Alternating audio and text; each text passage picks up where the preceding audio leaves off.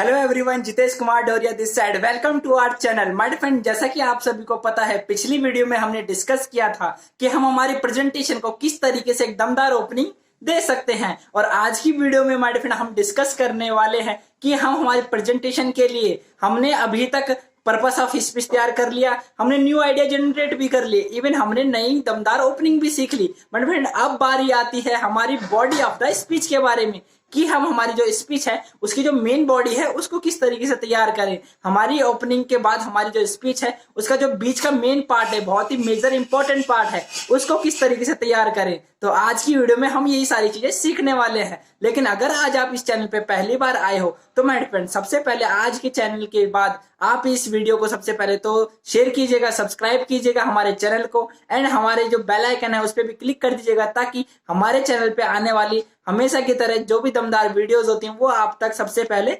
पहुंचती रहे। और आज हम डिस्कस करने वाले हैं बॉडी ऑफ द स्पीच के बारे में। तो बॉडी ऑफ द स्पीच को दमदार तरीके से तैयार करने के लिए आपको अलग से कुछ नहीं करना, सिर्फ इन टिप्स को फॉलो करना है। तो आइए शुरू करते हैं। मेरी जो सबसे पहली टिप्स है that is simpler to complex. My friend, आप खुद सोचिए, जब आपने या हमने कभी भी जिम को ज्वाइन करते हैं तो हम शुरुआत में ही जाते क्या हार्ड एक्सरसाइज करना शुरू कर देते हैं। अगर जाते ही हमने बड़े बड़े डंबल उठाना शुरू कर दिए, बड़े बड़े पुशअप्स करने शुरू कर दिए, तो मतलब कहीं ना कहीं ऐसा हम नहीं करते। क्यों? क्योंकि हमें भी पता है जिम में हमें जाते ही पहले नॉर्मल एक्सरसाइज करनी है, बॉडी को वार्म अप करना है, बॉडी को शुरुआती दिनों में हमें पहले तैयार करना है, और उसके बाद धीरे धीरे करते करते स्टेप बाय स्टेप हमें हार्ड एक्सरसाइज की तरफ आगे बढ़ना है। वरना अगर हम ऐसा नहीं करेंगे और जाते ही अगर हम हार्ड एक्सरसाइज करना शुरू कर देंगे तो हमारी जो बॉडी है उसका नुकसान होना शुरू हो जाएगा। तो माय फ्रेंड, सेम यही चीजें जब हम प्रेजेंटेशन में करते हैं, तो अगर हम जाते ही ओपनिंग के डायरेक्ट बाद अगर हम हमारी ऑडियंस को, जो हमारी ऑडियंस पहली बार आई है, अगर हम उसको जाते ही एक कॉम्प्लेक्स लेवल पे भारी भरकम और बिल्कुल कॉम्प्लेक्स से बिल्कुल ऐसे ऐसे बातें बताना शुरू कर देंगे जो ऑडियंस को समझ में ही ना आए, उनके माइंड के ऊपर से निकल जाए, तो कहीं ना कहीं हमारी ऑडियंस हमसे कनेक्ट नहीं कर पाएगी। तो हमें क्या करना है, हमारी जो ऑडियंस है उसके साथ हमारी जो प्रेजेंटेशन के जो पॉइंट्स हैं उनको सिंपल पॉइंट से शुरू करना है, नॉर्मल बातों से शुरू करते हुए हमें आगे बढ़ना है। और जैसे जैसे हमारी ऑडियंस हमारी बातों को समझना शुरू करे वैसे वैसे धीरे धीरे हमें हमारे जो कॉम्प्लेक्स पॉइंट्स हैं उनको भी शेयर करते हुए बताते जाना है। इस तरीके से होगा क्या कि सिंपलर टू कॉम्प्लेक्स जाते समय हमारी जो ऑडियंस है वो हमें अंडरस्टैंड करना शुरू कर देगी, हमें समझना शुरू कर देगी, हमारी बॉडी लैंग्वेज, हमारे बताने के तरीके को वो अंडरस्टैंड कर चुकी होगी। जिस तरीके से इससे आपकी ऑडियंस आपकी बातों को समझ पाएगी। लेकिन my dear friend, effective presentation देने के लिए आपको अपने पॉइंट्स को करना होगा कनेक्ट। इसलिए हमारी जो सेकंड टिप है आप इस पे फोकस कीजिए। मेरी टिप नंबर 2 है my friend, that is connect the points. Her movie, her story जब भी अच्छी लगती है जब उसमें स्टार्टिंग के पॉइंट से लेकर एंडिंग तक का पॉइंट आपस में कनेक्ट रहते हैं। कहीं ऐसा ना हो कि आपकी जो प्रेजेंटेशन है, आपकी जो स्पीच है, उसमें जो पॉइंट्स है अलग अलग दिशाओं में भाग रहे हैं। अभी आप कुछ और बात कर रहे थे, थोड़ी देर में कुछ और बात करने लगे, थोड़ी देर में आप घर की बात करने लगे, फिर आप प्रोफेशनल बात करने लग गए। तो अगर आपकी प्रेजेंटेशन का कोई हाथ पैर ही नहीं होगा तो आपकी ऑडियंस को वो चीज समझ में भी नहीं आएगी, ना ही अच्छी लगेगी। तो मैडम, हमें क्या करना है, हमारे जितने भी पॉइंट्स हैं उनको एक डायरेक्शन में लेके चलना है, हमारे पॉइंट्स आपस में कनेक्ट होने चाहिए। इवन आपको सिर्फ एक बात का जरूर ध्यान रखना है कि हमारे जितने भी पॉइंट्स हैं वे सभी हमारे जो टॉपिक है, जो हमारा सब्जेक्ट है, उससे ही रिलेट होने चाहिए। हमें अलग से कोई भी बात नहीं करनी है। हमारे जो भी टॉपिक्स हैं, जो भी हमारी बातें हैं, जो भी हमारे एग्जाम्पल हैं, वर्ड्स हैं, वो सारी चीजें हमारे टॉपिक से ही रिलेटेड होनी चाहिए। अगर हम ऐसा कर पाएंगे तो ही हम एक इफेक्टिव प्रेजेंटेशन तैयार कर पाएंगे। लेकिन माय फ्रेंड, अगर इतना सब करने के बाद भी आपकी ऑडियंस आपकी प्रेजेंटेशन के दौरान सो रही है, बोर हो रही है, तो ये भी सब कोई फायदा नहीं है। तो इसके लिए आपको क्या करना है, अपनी प्रेजेंटेशन को और भी इंटरेस्टेड बनाना है और आपको फॉलो करनी है हमारी टिप नंबर 3। तो माय फ्रेंड, यहाँ पे हमारी आती है tip number 3, that is make it interesting. हमें हमारे प्रेजेंटेशन को इंटरेस्टिंग बनाना है और इसके लिए माय फ्रेंड आज मैं आपके साथ डिस्कस करने वाला हूं एक ऐसा पिरामिड जो आपकी लाइफ में बहुत काम आएगा। अभी आप इस पिरामिड को डिस्कस कीजिए एंड इसको ध्यान से अंडरस्टैंड कीजिए। माय फ्रेंड, आपने इस पिरामिड में एक चीज देख रहे हैं कि ये एक तरीके से द लर्निंग पिरामिड है, जिसमें कि आपको ये जानने का मौका मिल रहा है कि एक पर्सन की जो एवरेज रिटेंशन होती है, पावर होती है, कि उसे कितने समय तक चीजें याद रहती हैं, वो अलग अलग समय पर क्या क्या हो सकती हैं। अगर हम किसी इंसान को लेक्चर के माध्यम से चीजें समझाएंगे, जहां पे कि हम उन्हें सिर्फ लेक्चर दे रहे हैं और वो ध्यान से सुन रहे हैं, तो कहीं ना कहीं कुछ समय बाद 24 घंटे के बाद सिर्फ 5% ही नॉलेज उनके माइंड में बाकी रहेगी और 95% नॉलेज गायब हो चुकी होगी। लेकिन अगर हम उन्हें रीडिंग के माध्यम से सिखा रहे हैं तो 24 घंटे के बाद सिर्फ 10% नॉलेज उनके माइंड में रहेगी और बाकी की जो हमारी 90% नॉलेज है वो उनके माइंड से निकल चुकी होगी।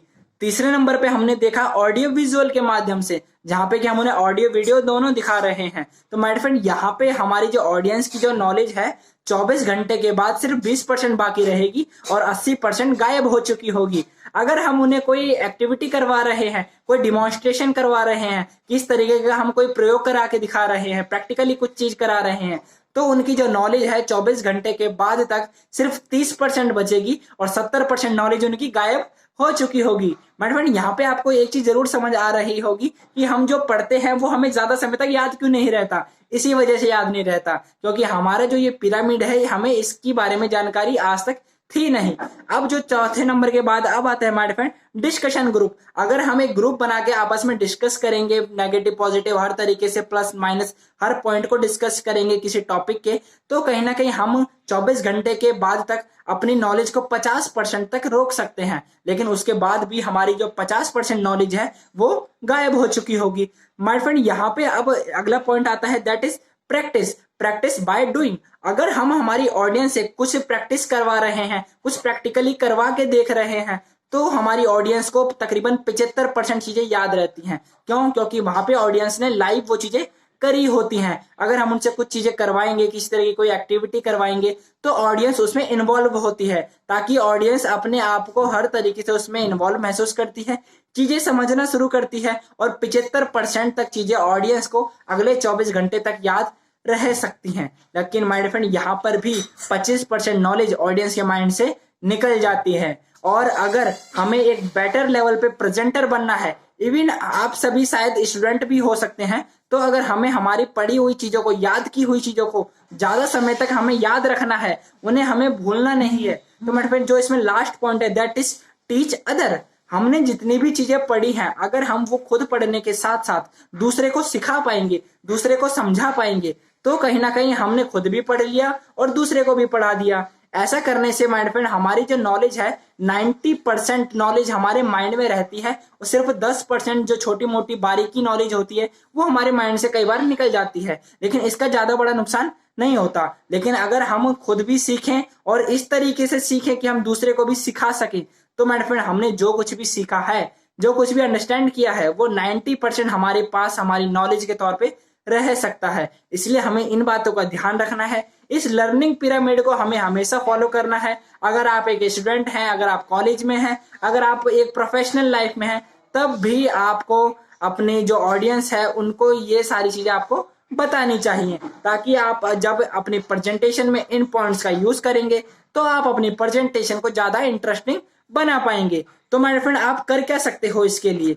आप अपनी ऑडियंस को अगर इंटरेस्टिंग बनाना चाहते हो, अगर आप इस लर्निंग पिरामिड से सीखकर अगर आप ऑडियंस को जो हमारी प्रेजेंटेशन है उसको और भी ज्यादा इंटरेस्टिंग बनाना चाहते हो, तो आप उसके लिए अलग से कुछ मत कीजिए माय फ्रेंड। अब आप क्या कर सकते हो, आप अपनी प्रेजेंटेशन में कुछ कॉमेडी यूज कर सकते हो, कुछ आप चुटकुले सुना सकते हो, आप कोई शायरी सुना सकते हो, आप कोई स्टोरी सुना सकते हो, आप ऑडियंस से कुछ क्वेश्चंस पूछ सकते हो, कुछ एक्टिविटी डाल सकते हो, आप अलग अलग तरीके की वहां पे प्रैक्टिकल चीजें करवा सकते हो, ताकि आपकी ऑडियंस को भी मजा आए। आप किसी तरह का कोई प्ले करके दिखा सकते हो, आप ऑडियंस को कोई पुराने एक्सपीरियंस बता सकते हो, आप अपनी बॉडी लैंग्वेज को इस तरीके से अपना चेंज कर सकते हो ताकि आपकी ऑडियंस को वो इंटरेस्टिंग लगे। आप एक फॉर्मल की जगह नॉर्मल तरीके से एक फ्रेंडली माहौल वहां पे क्रिएट कर सकते हो ताकि ऑडियंस आपसे जुड़ाव महसूस कर सके। तो मेरे फ्रेंड अगर हमें हमारी प्रेजेंटेशन को इफेक्टिव बनाना है तो हमें उसको इंटरेस्टिंग बनाना होगा और हमें इन सारे पॉइंट्स को ध्यान में रखना होगा। लेकिन अपनी प्रेजेंटेशन को इंटरेस्टिंग बनाने के साथ साथ माय फ्रेंड हमें एक बात का और ध्यान रखना है कि जो टूट गया वो छूट गया। इसलिए हमें हमेशा ऐसा नहीं करना। इवन हमें हमारी जो टॉपिक नंबर जो हमारा 4th पॉइंट है हमें उसको भी फॉलो करना है। एंड हमारी जो 4th टिप्स है that is reinforcement. My friend आपने हमेशा नोटिस किया होगा जब कोई टॉपिक लंबा होता है या फिर जब कोई वीडियो लंबी होती है तो मैं अगले पॉइंट पे जाने से पहले अपने पिछले पॉइंट्स को जोड़ता जाता हूँ और अपने हमने अभी तक क्या क्या डिस्कस किया वो भी मैं बता देता हूँ ताकि आपको चीजें समझने में आसानी हो। कई बार मैंने ऐसे प्रेजेंटेटर को देखा है, बहुत बड़ी बड़ी गलतियां वो करते हैं क्या कि जब तक वो पांचवें छठे पॉइंट को बताने तक पहुंचते हैं उनकी ऑडियंस पहला दूसरा पॉइंट भूल चुकी होती है। बट फ्रेंड हमें ऐसा नहीं करना। हम जब आगे बढ़े तो हमने अभी तक क्या क्या डिस्कस कर लिया, क्या क्या कवर कर लिया, वो सारी चीजें भी हमें हमारी ऑडियंस को बताते रहना है ताकि हमारी ऑडियंस हमेशा हमारे साथ एक जुड़ाव महसूस करे, हमारे साथ स्टेप बाय स्टेप आगे बढ़ती रहे। अगर मैं अपनी बात करूं तो अभी तक हमने क्या क्या डिस्कस कर लिया वो देखते हैं। सबसे पहले हमने डिस्कस किया था प्रेजेंटेशन के फायदे के बारे में। सेकंड हमने डिस्कस किया था पर्पस ऑफ स्पीच के बारे में। थर्ड हमने डिस्कस किया था हमारे जनरेटिंग आइडियाज के बारे में। फोर्थ हमने डिस्कस किया था दमदार ओपनिंग के बारे में। फिफ्थ हमने डिस्कस किया था हमारे बॉडी ऑफ द स्पीच के बारे में। और सिक्स्थ आज हम डिस्कस कर रहे हैं माय फ्रेंड कि आगे हम डिस्कस करेंगे किस तरीके से हम अपनी जो प्रेजेंटेशन को किस तरीके से एक दमदार क्लोजिंग दे सकते हैं। वो मेरी अगली वीडियो के लिए काम आएगा। और आज हमने अभी तक क्या क्या डिस्कस कर लिया है कि हम हमारी जो ओपनिंग के अलावा जो हमारी बॉडी ऑफ द स्पीच है उनमें हमें किन बातों को ध्यान रखना है। सबसे पहला सिंपलर टू कॉम्प्लेक्स, हमें सिंपल पॉइंट से कॉम्प्लेक्स पॉइंट की तरफ आगे बढ़ना है। दूसरा हमें एक और बात का ध्यान रखना है कि हमारे जो पॉइंट्स है वो आपस में कनेक्ट होने चाहिए, कनेक्ट द पॉइंट्स। हमारे जो तीसरा पॉइंट हमने डिस्कस किया कि मेक इट इंटरेस्टिंग, हमें हमारी जो प्रेजेंटेशन है उसको इंटरेस्टिंग बनाना चाहिए। और चौथा हमने डिस्कस किया रेनफोर्समेंट। माय फ्रेंड आज हमने ये चार चीजें अपनी प्रेजेंटेशन स्किल्स की जो आज की वीडियो है उसमें ये सारी चीजें हमने सीखी हैं। इस वीडियो में हमने डिस्कस किया कि हम हमारे प्रेजेंटेशन को इफेक्टिव बनाने के लिए हमें किन किन बातों का ध्यान रखना है। साथ ही मैं मिलूंगा आपको अगली वीडियो में अगेन एक और धमाकेदार टॉपिक के साथ जहां पे हम डिस्कस करने वाले हैं कि हमारी प्रेजेंटेशन को हम एक पावरफुल क्लोजिंग कैसे दे सकते हैं। माय फ्रेंड अगर वीडियो अच्छी लगी हो तो हमारे चैनल को सब्सक्राइब कीजिएगा, शेयर कीजिएगा अपने बाकी दोस्तों तक, लाइक कीजिएगा वीडियो को एंड कमेंट कीजिएगा ताकि आपके साथ हमारा जुड़ाव बना रहे। और अगर आपको किसी इंटरेस्टिंग टॉपिक पे भी वीडियो चाहिए तो वो भी हमें आप कमेंट करके बता सकते हैं। माय फ्रेंड अब बारी आती है उस सरप्राइज की, जैसा कि मैंने आपको पहले ही बताया था। माय फ्रेंड जैसे ही हमारे 100 सब्सक्राइबर पूरे होंगे तो मैं आपके लिए लेकर आऊंगा एक धमाकेदार सरप्राइज जो आपकी लाइफ को अगेन से अगेन एक और नेक्स्ट लेवल पे लेके जाएगा। माय फ्रेंड ये धमाकेदार सरप्राइज आपके लिए बहुत ही पावरफुल, बहुत ही इंपॉर्टेंट साबित हो सकता है। इसीलिए आप हमारे चैनल को ज्यादा से ज्यादा लोगों तक शेयर कीजिएगा ताकि ज्यादा से ज्यादा लोग इसका फायदा ले सके। हमारे चैनल को ज्यादा से ज्यादा लोगों से सब्सक्राइब करवाइएगा। माय फ्रेंड जैसे ही हमारे 100 सब्सक्राइबर पूरे होंगे तो जो हमारी ये प्रेजेंटेशन स्किल्स के बाद जो हमारी ये 100 सब्सक्राइबर पे एक ट्रेनिंग सीरीज स्टार्ट होने वाली है। इस ट्रेनिंग सीरीज से सिर्फ आपको ही नहीं सैकड़ों लोगों को फायदा होगा, जिससे कि आप और आपके जितने भी साथी हैं वे सभी अपनी लाइफ में 1000 टाइम्स ट्रांसफॉर्मेशन लेके आ पाएंगे। माय फ्रेंड अगर मैं आपसे पूछूं, आप में से बहुत सारे लोगों का सपना होगा एक टीचर बनने का, आप में से बहुत सारे लोगों का सपना होगा एक प्रोफेसर बनने का, आप में से बहुत सारे लोगों का सपना होगा एक आईएएस बनने का, एक आईपीएस ऑफिसर बनने का। माय फ्रेंड आप चाहते होंगे शायद बिजनेसमैन बनने का या फिर एक एंटरप्रेन्योर बनने का। अगर आपके ऐसे सपने हैं, अगर आप अपनी लाइफ में बड़े मुकाम पे जाना चाहते हो तो हमारे जो 100 सब्सक्राइबर होते ही जो ट्रेनिंग सीरीज, जो सरप्राइज मैं आपके लिए लेके आने वाला हूं वो आपके लिए बहुत ही पावरफुल साबित होने वाला है। फ्रेंड लेकिन अभी मैं इसके बारे में कुछ भी डिस्कस नहीं करूंगा। अभी मैं देखना चाहता हूं कि आप कितना मुझे प्यार करते हो और आप मुझे कितना सपोर्ट करते हो। इसलिए हमारे चैनल को जल्द से जल्द आप 100 सब्सक्राइबर तक लेके जाइए ताकि वो धमाकेदार ट्रेनिंग सीरीज मैं आप सभी के लिए लेकर आऊं। मैं अभी इसको सस्पेंस रखना चाहता हूं और तब तक के लिए आप अपना ख्याल रखिएगा, सेहत का ख्याल रखिएगा, खुश रहिएगा एंड हमारे चैनल को सब्सक्राइब कीजिएगा, बाकी लोगों तक शेयर कीजिएगा। हमें अब बाकी हमारे सोशल मीडिया अकाउंट्स पे भी फॉलो कर सकते हो, चाहे हमारा फेसबुक अकाउंट है, चाहे हमारा इंस्टाग्राम अकाउंट है। इवन आप हमें हमारे फॉलो करने के साथ अपने इंटरेस्ट के बारे में भी हमें वहां पे बता सकते हो। मैं मिलूंगा आपको अगली वीडियो में अगेन एक और धमाकेदार टॉपिक के साथ। Till the time all the best for your success.